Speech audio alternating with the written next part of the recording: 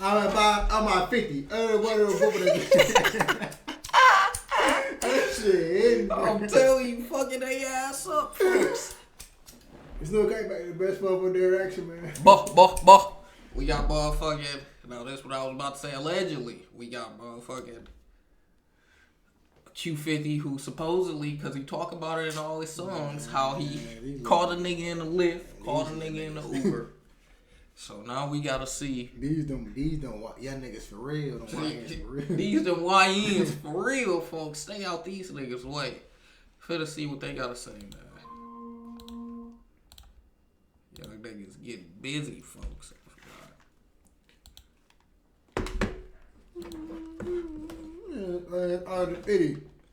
Niggas will spin. As I discussed in my Little Jeff video, 2023 is when the violence in the street would seemingly get personal for the young bloodhounds, particularly. I just hit that sub button too, man. Y'all ain't no shit. We definitely gotta get to that 500 so we can get to that 1K, man. We gotta get there.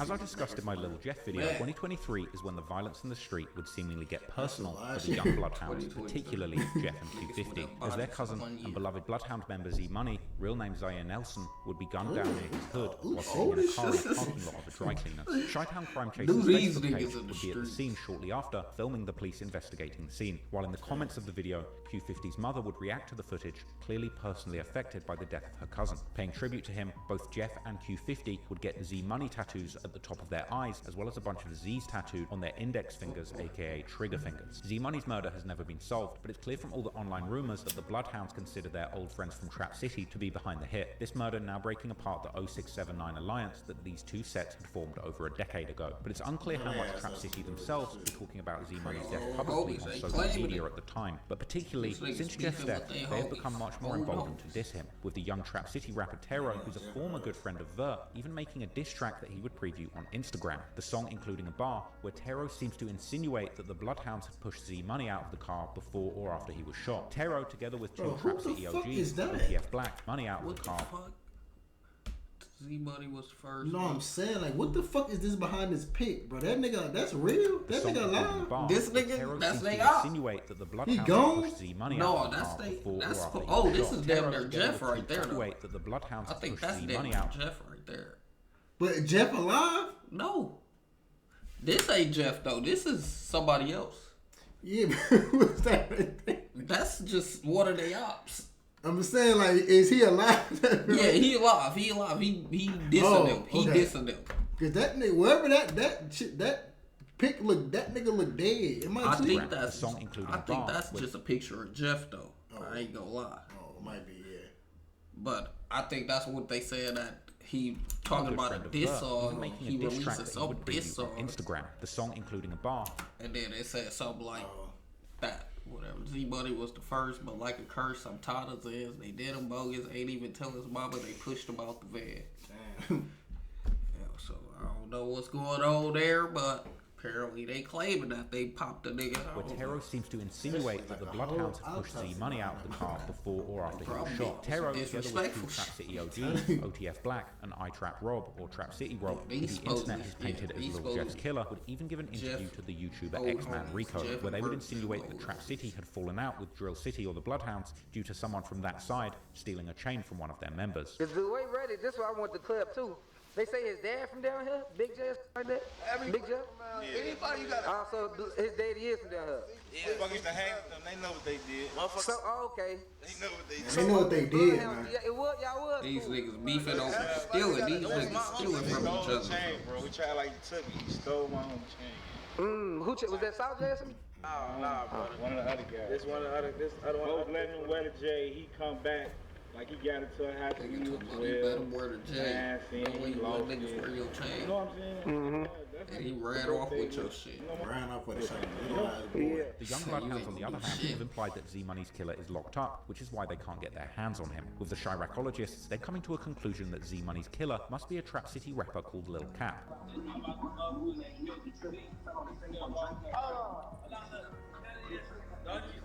The people still alive because he booked right now. The people who killed Z Money is still walking this earth. Hey, this tied on my face for no reason. It's tied on this. Hey, Jail saving his ass. Who even had a song together with Vert and JB Bin Laden from December 2021, but even Lil Jeff makes a quick cameo. The older Bloodhounds too, like Durham, would also still in 2022 promote Lil Cap and Tero's music before things would go all the way left. Moreover, it seems that the young Bloodhounds, including Jeff and Q50, may have even been sliding for Trap City before the falling out. In July 2022, an alleged Trap City member called Buck, or Bucko, was killed during an altercation at a house party in Trap City's hood. While it's unclear what exactly had happened at the house party, it seems that Trap City and 0679 Alliance took Buck's death hard, and they wanted revenge. In a now deleted music video called Op K by Vert and Jeff, which has only been saved in a reaction video by another YouTuber, Vert begins the song rapping how they had gone sliding after Bucko's death, whilst also shouting out both Jeff and Q50. Then, at the end of his verse, Jeff too raps how he's also sliding for Bucko and that the get back had been quick. However, now the young Bloodhounds were all about getting their revenge for Z Money, and in the following months, they would be associated with several murders in online rumors, one of these taking place only a few weeks later, when a young man called Lil Pooh, real name Pierre Boozer Jr., who was allegedly from the hood of the Flipside set, where Jeff himself grew up, was gunned down in front of his home in April 2023, all the way in the far south side suburb of Sauk Village. After Pooh's death, Jeff would imply both on social media and in his music that Pooh had allegedly dissed Z Money, and that's why he had lost his life, even seemingly describing waiting for Pooh to return home while laying in the grass of his yard in his song In Your... Pooh diss Z, now Lil Pooh go, you know that shit never take too long, laying in a nigga grass until he come home. What the fuck? Home that features both Q50 and Vert. Interestingly, Lil Pooh's murder actually connects back to the murder of Bougie, as Lil Pooh's big brother is none other than the 9-5 mob rapper Mark from 9-5. Mark would even make a tribute song to Pooh soon after his death, but this time the song would seemingly have no pointed disses towards any specific set. Now, Mark being Lil Pooh's brother certainly doesn't mean that it was Jeff or other Bloodhounds behind this murder, but it certainly adds another layer to the story, as Pooh had now not only allegedly dissed Z Money, but had also been deeply associated with people who were in an active war with the Bloodhounds. However, rapper Lou Glock from the Mix Mob set, who is seemingly also related with Lil Pooh, recently called the rumors about the Bloodhound. If anybody from Bloodhound touched my little brother, they have 10 extra dead homies right now on Deshaun, and not just that goofy ass rapper being gone. All niggas do is rap bap. Ain't nobody from Maryland touch Lil Pooh. Y'all need to stop listening to these high school musical ass rappers, man, on Mexico. This nigga.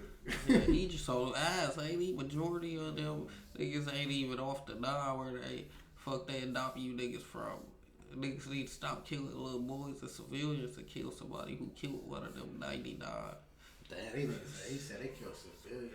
Killing the wrong people, putting switches and just shooting. Being behind this murder a total fabrication, calling Lil Jeff and the other Bloodhounds high school musical rappers who haven't killed any gang members in Chatham. Some Redditors have also pointed out how Jeff couldn't have been behind this murder since he grew up on Flipside and was seemingly close with other Flipside members. Indeed, some months after Pooh's murder in June, one member from Flipside's hood would post himself still hanging out with both Jeff and Q50. But a few months after that, the same member would also post how he only associates with people who are really sliding and has no affiliation with any set, before ending the post saying F Flipside. But what makes this case even more confusing is that one of Lil Pooh's supposed close friends from Flipside, who even had Forever Lil Pooh text in his Instagram profile, would seemingly post an earnest tribute to Lil Jeff following his death. However, it seems that since then, this member has actually completely removed the tribute to Lil Pooh from his Instagram profile, which makes it seem like there may be much more going on behind the scenes than drill fans get to see. Anyway, it seems that the death of Z Money was a tidal wave of animosity between the Bloodhounds and anybody who dared come in their way. So what was the one situation that has occurred in your life that made you say, fuck these niggas? My homie dad, that's on my face, she's right here. Z Money? Yeah. Okay. It was super deep after that. Everybody after that. Okay, I see Z Money on his face as well. Y'all share the same tattoo. Another. So this definitely had to be somebody that meant a lot to both of y'all. How long ago was his passing? May. Was that last May? Yeah. Yeah. Yeah, ago. No, March. Yeah, March. Hey, that was March. Last March. And how did this death affect your mentality, bro? Literally. All I see is red. However, the Bloodhounds weren't the only ones getting active, and it seems that at some point after Z Money's murder, Q50 himself would become the target of a shooting, apparently getting shot in his leg, as he would mention in the song Coffin, which released with a music video in June 2023. Q50's mother too would seemingly confirm this shooting happened, as she would write in November 2023 to her social media how she had almost lost her son that year. However, at the time, there appeared to be no indication as to who had been behind the shooting. But that would seemingly change when Tero would drop snippets of his Bloodhound diss on his Instagram, with one of the lines of the song seemingly insinuating that it was Trap City who had got these niggas steady playing with us like we ain't show you niggas. Q50 wanna keep running his mouth like me and folks and get up with him. No, Nate, ass, he on Bloodhound ass. Like what? Q50 shot. Q52 has continued to reference the shooting in his recent songs, like on the song 762, which would finally be released with a music video in late August 2024. Q50 first begins the song while rapping how he was still spinning while having if a nigga talk about spinning on shit when I still had a crush. Before later returning to the topic and rapping how the ops had thought that he had died after shooting him until he hopped on Instagram Live. The war between these old friends, Trap City and Drill City, or now the Bloodhounds, was now in full effect. But as those of you who would have seen my Lil Jeff video would know, the next victim in this war would be on Trap City's side, and his death becoming one of Lil Jeff's favourites to claim in his music. On the 25th of June, at around 8:55 PM, a 19-year-old Trap City member called Leal, real name Jaleel Goins, would catch a rideshare car on the 1300 block of West Taylor Street, located in the Little Italy neighborhood near the University of Illinois Chicago campus, far away from Trap City's hood. But as Leal had sat down in his rideshare car, someone would quickly approach the car on foot, getting next to the rear passenger window, opening fire. Loomis and Taylor, we're getting shots fired. Loomis and Taylor and Loomis. Caller heard 6 gunshots. Witness male black wearing black clothing shooting into a white vehicle, possibly a Toyota Camry. After shooting Leal through the car window, the shooter, who apparently had dreads, would seemingly take off running through an alleyway to get away from the scene. The male black, all black clothing with dreads, running down the alley westbound. Caller didn't see a weapon on him, but there's windows there shut out. Meanwhile, the rideshare driver would immediately take off, driving Leal to the nearest hospital, which was less than a mile away. But at that time, it would already be too late, as Leal would be pronounced dead upon arriving to the hospital. And the local ABC 7 News would be at the scene later that night and the next morning, interviewing the locals who had witnessed the shooting, with one of them explaining how the police may have counted 8 shots in the car window, but she heard more than 20. This perhaps saying something about the type of gun used in the shooting. Chicago police investigating a fatal shooting yesterday evening. 19-year-old Jaleel Goins was pronounced dead at Rush University Medical Center, but police and nearby residents tell us the incident began in the 1300 block of West Taylor Street, where Goins was a passenger in a rideshare and was shot. And the rideshare driver drove Goins to the hospital. This woman was outside to meet someone. She tells me she was looking down at her phone, then heard the shots. She thought she had been shot, but she had not. I'm down there on the ground crying and shaking and stuff. Pow, pow, pow. They said it was like 8 shots. No, I believe it was more than 20. As for the investigation, Chicago police tell us at this point, no one in custody, no motive. As I covered in depth in my Lil Jeff video, dissing Leal after his murder would become one of Jeff's favourite pastimes, with Jeff rapping highly incriminating called one nigga lacking in a bowl. He looked up like he saw a fucking ghost. He dead, won't get up no more. He dead, gon' miss him for sure. Bars like in the track Stretched, where he says he caught someone lacking in a fishbowl, meaning a car with no tints, and saying that Leal looked up like he saw a ghost and is now dead, as well as rapping that they smoke on Leal. And given no pass, he like we smoke him. Leal dumbass in the pack, we smoke him. Fuck Leal, roll him up, put his ass on every song. Literally, I noticed. Ain't doing no writing this shit off the dome. Multiple songs. However, Jeff was certainly not the only one, as Q52 would participate in his dissing with glee, like in the song No Tomorrow, released with a music video in April 2024, where Q50 raps how he calls the late Q50 jump out all black Gen 532, that's a shack attack, try to run, hit a nigga right in his back, last nigga from this 6, call him a Uber pack.